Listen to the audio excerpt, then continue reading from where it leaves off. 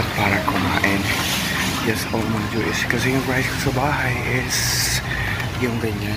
So yung madalian lang. So ito meron sa sardinas in here. So this one is 1.8. Ay. So bili ako ng dalawa. Itong supermarket nila here is kompleto. Pero hindi sila naman. One crab samba. So this all mga Jewish bayaran na lang natin at mag-uwi. Oh my God, yes mga Jabber guys, siyempre. Natapos lang natin mag-exercise. So nag-ibat ng late. At siyempre, iba na yung tumatanda. At siyempre, magandang gabi mga kapal sa inyo lahat. Today's very special day. Yes, dahil sa kwento ko, ikaw ang bida. Yes, at yung mga Jabber guys, they're always inspired. They never expired. Yes, at yung mga uncle, they're always fresh. And, siyempre, mas makisig pa sila sa Rose. Yes, well, so today is nagugutom tayo. We're gonna go at the supermarket. Siyempre, i-grab din tayo ng instant food. No, sardinas. Sa Pilipinas, so all ang mga Jewish, I'm gonna go to my favorite supermarket.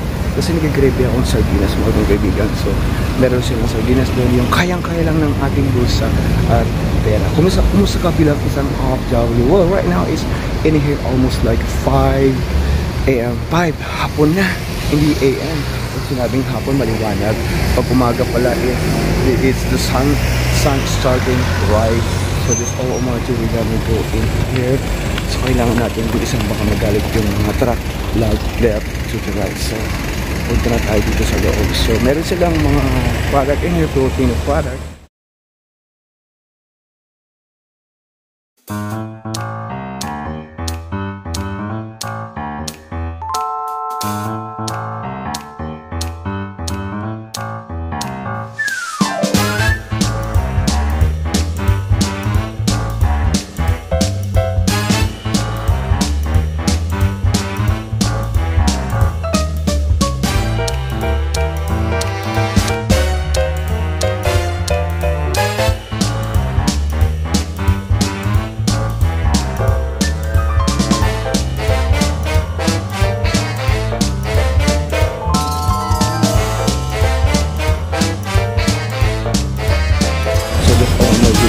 Madalian lang yung ulam. Siyempre, sardinas. Meron siyang sardinas dito yung medyo like medyo meron lang like 2 pieces. Dalawang piraso kain din. Meron akong kanin sa bahay at para kumain. Yes, all mga Jewish. Kasi yung price ko sa bahay is yung ganyan. So yung madalian lang. So ito meron sa sardinas in here. So this one is 1.8. Bili ako ng dalawa. Itong supermarket nila here is kompleto. Pero hindi sila naman. One crab samba.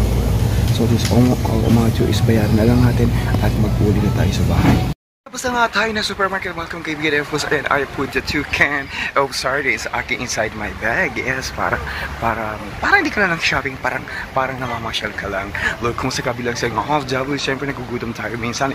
And of course, nag-gravy tayo ng something like a food. We don't need to go back to the Philippines. All do check it out sa mga supermarket in here in Korea. Yes, trending na rin yan all over the world. Yung mga sardinas, yes. Yan ang pambansang ulam, sardinas, siyempre. Pwede kayong dalhin niya sa Malaya. No, before when I was coming to Korea, I bring the canned food sa aking bag. Yes. Minsan nga nilagang itlog eh. Nagabaan ako sa aeroplane. No, I'm only joking right now is pauwi na po tayo. And of course, right, it's almost like umabot din ng, naku, alas 5:15 na yata, no? 5:15 na and we still work a little bit. Yes, magtrabaho tayo dahil pang gabi. At syempre nagbebenta tayo ng happiness. Now, that's really we give happiness sa ating mga Jabber casual. Kumusta po yung lahat? And of course, please don't forget to visit and follow Club Urban L-OK on Instagram right here in Osan, Korea.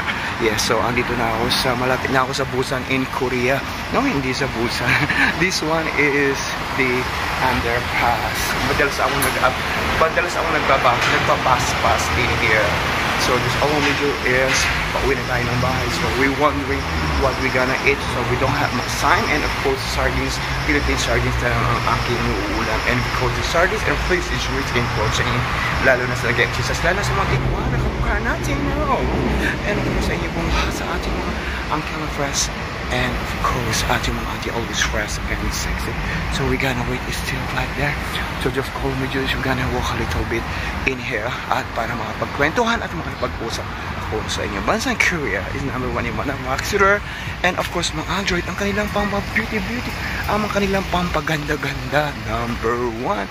And of course, diba, kay Ganga, it's almost like a 5 ng hapon, and we're gonna work at 6:30 or 7. So we need to be ready. Yes, kailangan natin mag-ehersisyo at mag-exercise. And of course, para tonight, meron tayong lakas. So, eto na. So, see you po sa ating munting bahay.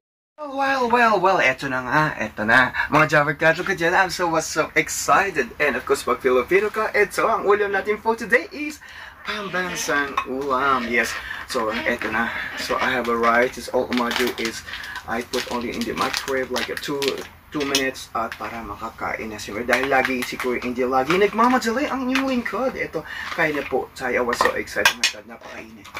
Uminit sa aking bahay because I do the in-off ko ang aking electric fan. We don't have AC. Mahirap lang tayo. So, ito, I was so excited mga kong kaibigan. Actually, I have nagluto ako ng curry the couple days ago, but nag-gravy ako ng Filipino food. Siyempre, pag Filipino ka, oh my God, ito, kilala mo ang bansang ulam na ito. Yes, fresh from the Philippines. Ang sardinas, yes. Sometimes, nag-gravy tayo ng sardinas mga kaibigan. So, this all I'm gonna do is kain na tayo. And I like yung toyo. Itong paborito kong toyo right in here in Korea. This all I'm gonna do is lagyan na lang natin siya. Yes. Ito. At dalawang kanin na rin aking ininit. Siyempre, baka mabitin tayo. At alam mo naman, tayo mga Filipino, mahilig sa kanin. And rice is light. We're gonna try. It's super yummy. And of course, this one is really delicious, diba? So, just all umadyo is, pag nagugutom ka, buy ka na lang.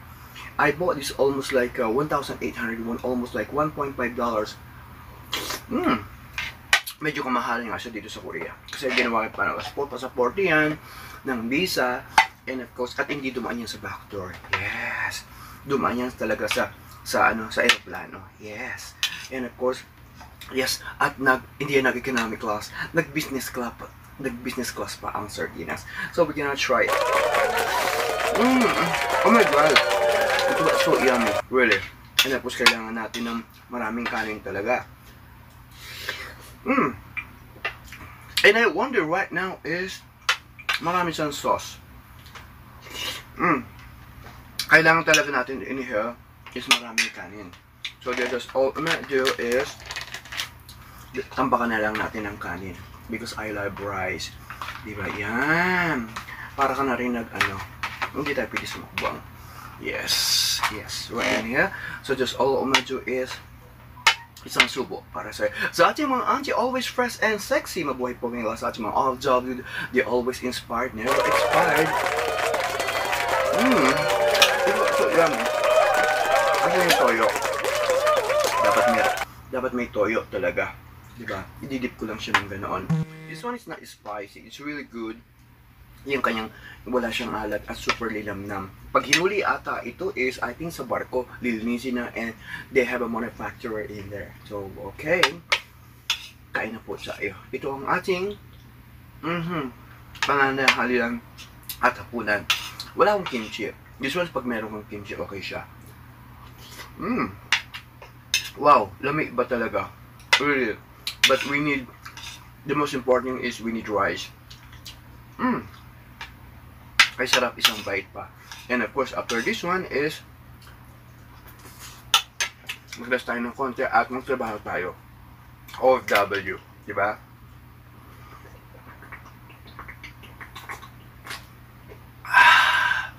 Wow. Talaga nag-gravy ako. Anyway, thank you so much sa inyo pong lahat sa ating mga Java Culture, always fresh and sexy. And of course, they never expired. They're always inspired. Magandang gabi, umaga po sa inyong lahat. And this is my life.